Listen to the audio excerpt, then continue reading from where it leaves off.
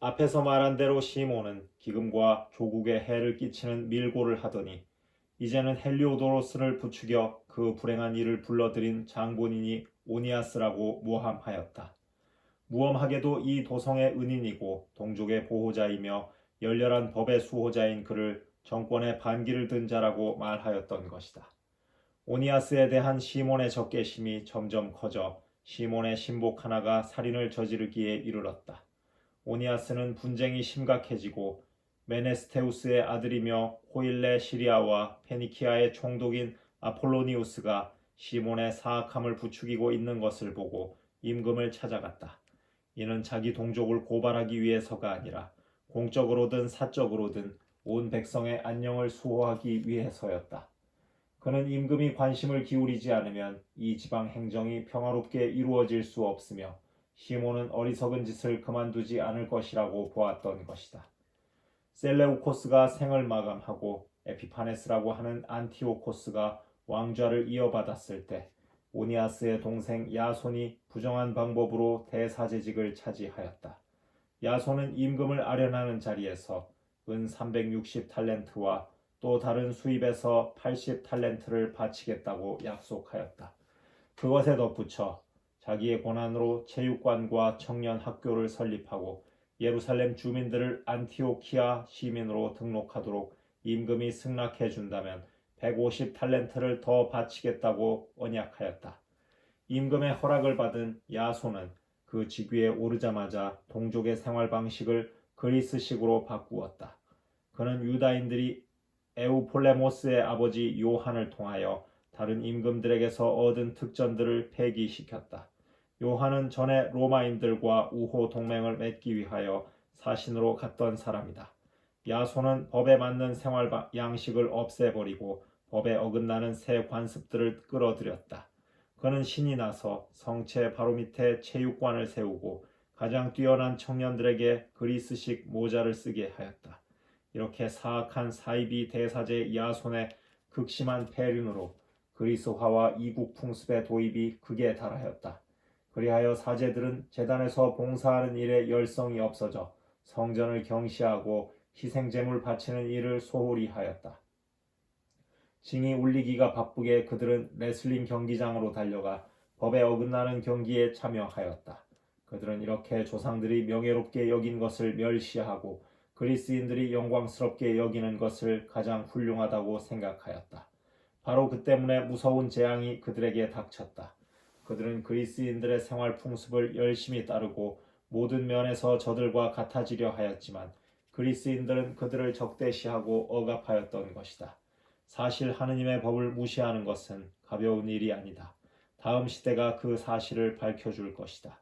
매 해마다 티로에서 열리는 경기에 임금이 참관하였는데 비열한 야손은 예루살렘의 안티오키아 시민들을 대표하는 사절들을 뽑아 파견하면서 헤라클레스 신에게 희생 제물을 바칠 비용으로 은 300드라크마도 가져가게 하였다.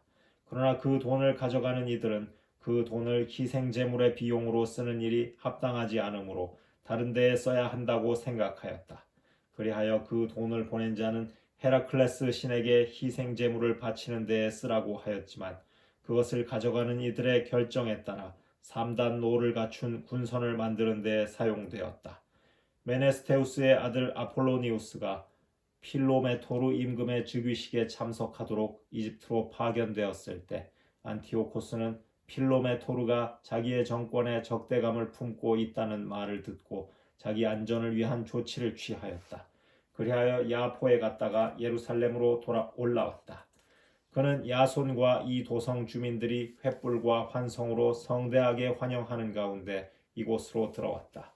그러고 나서 그는 군대를 이끌고 페니키아로 진군하였다. 새해 뒤에 야손은 앞에서 말한 시몬의 동생 메넬라오스를 보내어 임금에게 돈을 가져가고 몇 가지 필요한 일에 관하여 결정을 받아오게 하였다.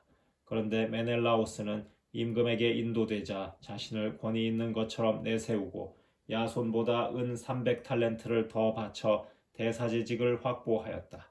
그는 어명을 받고 돌아왔지만 대사제직을 맡을 자격이 없는 자였다. 잔인한 폭군의 기질과 사나운 야수처럼 포악한 성격을 지니고 있었던 것이다. 그리하여 친동기마저 몰아낸 야손은 자기도 다른 사람에게 몰려서 도망자가 되어 암몬 지방으로 쫓겨가게 되었다. 메넬라오스는 대사제직을 차지하고 있으면서도 임금에게 약속한 돈을 제대로 바치지 않았다.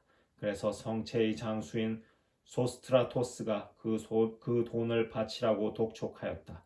세금을 거두어 들이는 것이 그의 책임이었던 것이다. 두 사람은 그 사건 때문에 임금에게 불려갔다. 그래서 메넬라오스는 자기 동기 리시마코스를 대사제 대리로 앉히고 소스트라토스는 키프로스군을 통솔하는 크라테스를 대리로 앉혔다. 이러한 일들이 일어나는 동안 타르수스와 말루스 사람들은 자기들의 성읍이 임금의 후궁 안티오키스에게 선물로 넘겨진 것을 알고 폭동을 일으켰다. 그래서 임금은 고관들 가운데 하나인 안드로니코스를 대리로 세워두고 사태를 수습하러 급히 그리로 갔다. 그러자 메넬라우스는 좋은 기회를 얻었다고 생각하여 성전의 금기물들을 몇 개 훔쳐서 안드로니코스에게 바쳤다.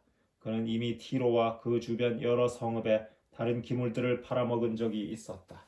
이러한 사실을 분명히 알게 된 오니아스는 안티오키아 근처에 있는 다프네라는 신성 도피처로 들어가 그를 비난하였다.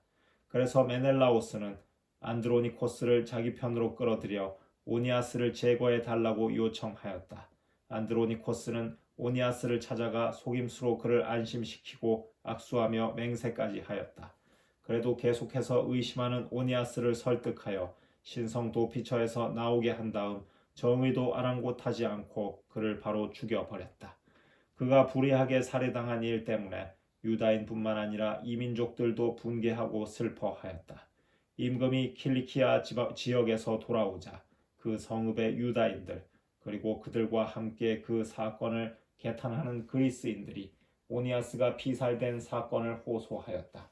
안티오코스는 마음 깊이 애도하고 측은하게 여겼으며 죽은 이의 슬기와 고상한 품행을 생각하며 눈물을 흘렸다. 분노에 휩싸인 안티오코스는 안드로니코스의 자주색 옷을 벗기고 다른 옷까지 찢어버린 다음 그가 오니아스에게 못할 짓을 저지른 바로 그곳까지 온 성읍을 가로질러 끌고 가서 그를 죽여버렸다. 주님께서는 이렇게 그가 마땅히 받아야 할 벌을 내리셨다. 이 도성에서는 하느님을 모독하는 절도 사건이 자주 일어났는데 그것은 메넬라오스의 동조 아래 리시마코스가 저지른 짓이었다. 이미 많은 금기물이 없어졌다는 소문이 널리 퍼지자 군중이 리시마코스를 치려고 몰려들었다.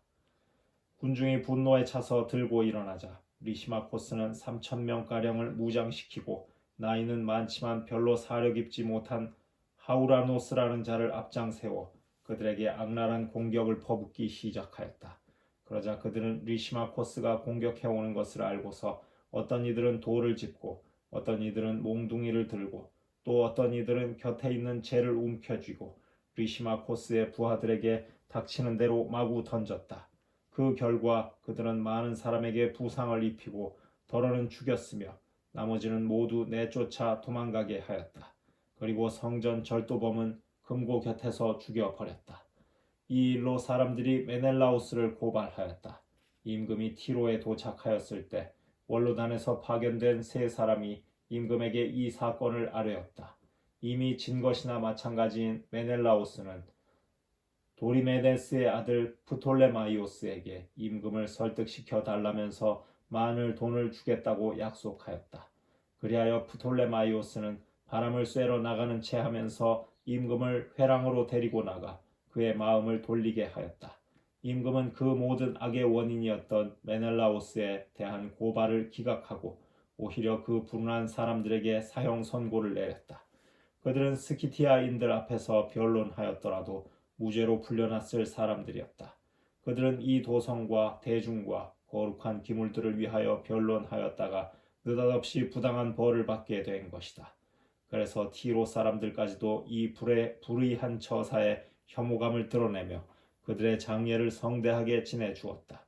그러나 메넬라오스는 권력자들의 탐욕 덕분에 대사제직을 유지하면서 줄곧 악에 집착하여 동족을 반역하는 원흉이 되었다.